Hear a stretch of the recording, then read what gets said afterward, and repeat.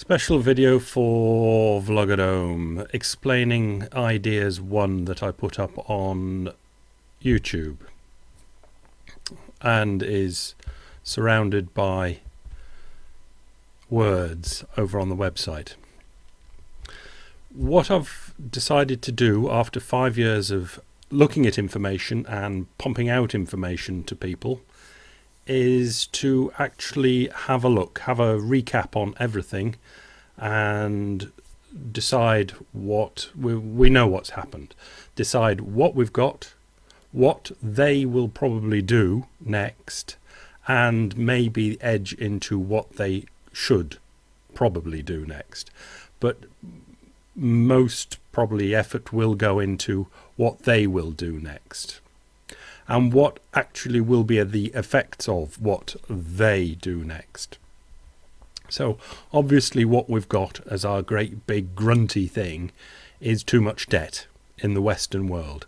Too much debt, the classic 3 ways of getting rid of too much debt: you default on it, you actually pay it, or inflate it away. Now, I went on to talk about quantitative easing and how a lot of people think that this is the attempt to inflate it away, where it actually isn't.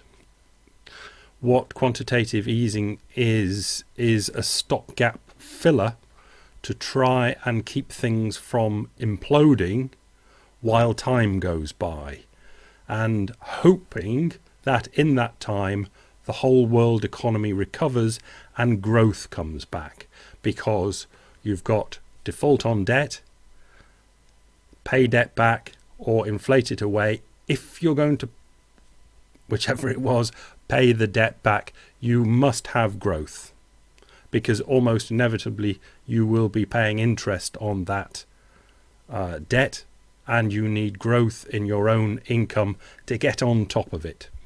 So the hope with quantitative easing is that it will buy time for the world economy to recover again. But we will eventually discuss the problem that quantitative easing and smashing interest rates down to 0 actually make for the economy, and how it will actually hold the economy back from growing anyway. The probably controversial thing in the video is that libertarians, tea bag type people, what are they, tea party people, rich people and Germans have got an idea of Austrian economics which gives a certain perspective on life, on the economy, which is very simple and easy to understand. But unfortunately, the economy that is working now or in the world around that simple basis, the nuances overwhelm the simplicity.